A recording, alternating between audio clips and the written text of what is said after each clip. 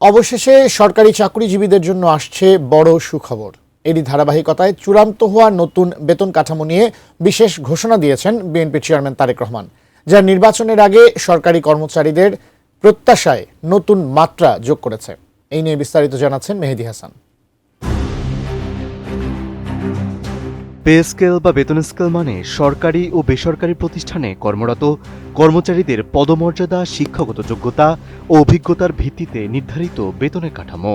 মূল বেতন, বার্ষিক প্রবৃদ্ধি এবং ভাতার সীমা নির্ধারণ করে এই পদ্ধতি। তবে নিত্য প্রয়োজনীয় পণ্যের মূল্যবৃদ্ধি ও জীবনযাত্রার ব্যয় বেড়ে যাওয়ায় নবম পে স্কেল দ্রুত বাস্তবায়নের দাবি দীর্ঘদিনের। কিন্তু পে কমিশনের রিপোর্ট জমা থাকলেও বাস্তবায়নে গড়িমসির অভিযোগ রয়েছে। এই বাস্তবতায় ত্রয়োদশ জাতীয় সংসদ নির্বাচনে সরকার গঠন করতে পারলে সরকারি কর্মকর্তা কর্মচারীদের জন্য যথাসময়ে পে স্কেল বাস্তবায়নের প্রতিশ্রুতি দিয়েছে বিএনপি চেয়ারম্যান তারেক রহমান। দলীয় প্রধানের এই ঘোষণাকে সরকারি চাকরিজীবীদের জন্য ইতিবাচক রাজনৈতিক বার্তা হিসেবে দেখছেন সংশ্লিষ্টরা। বিজলি কেবলসের স্কিন কোটেড ইনসুলেশন আগুন প্রতিরোধী। বিজলি কেবলস, নিরাপদ আজীবন।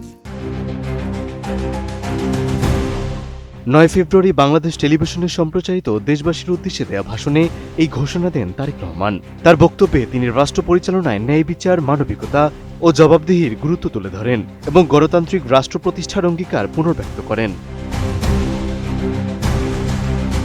তারেক রহমান বলেন, 1971 সালের মুক্তিযুদ্ধ থেকে শুরু করে বিভিন্ন গণ আন্দোলনে অসংখ্য মানুষ দেশের জন্য জীবন দিয়েছেন।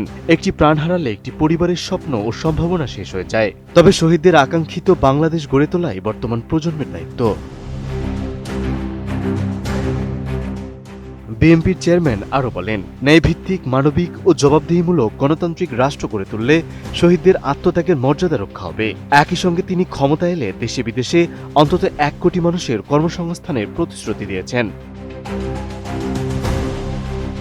পে স্কেলের পাশাপাশি শিক্ষা ও কর্মসংস্থান প্রসঙ্গেও বক্তব্য দেন তারেক রহমান। তিনি বলেন, ড্রপ আউট শিক্ষার্থীদের বেকারত্ব রুখতে উচ্চ বিদ্যালয় পর্যায় থেকেই কারিগরি ও ব্যবহারিক শিক্ষা অন্তর্ভুক্ত করা হবে। স্বনির্ভর বাংলাদেশ গড়তে বিএনপি সুপরিকল্পিত কর্মসূচি নিয়েছে বলেও দাবি করেন তিনি। তবে পে স্কেল বাস্তবায়ন নিয়ে অর্থনৈতিক সতর্কবার্তাও রয়েছে। বাংলাদেশ ব্যাংকের governor doctor Ahsan H Mansur জানিয়েছেন, কর আদায় না বাড়িয়ে নতুন পে স্কেল কার্যকর করলে সরকারের ব্যাংক ঋণের চাপ বাড়তে পারে। এতে মূল্যস্ফীতি উস্কে দেওয়ার ঝুঁকির কথা উল্লেখ করেন তিনি।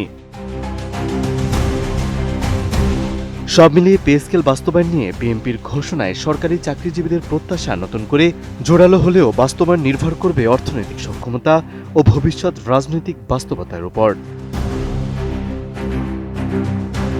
মেহেদী হাসান, এটিএন নিউজ।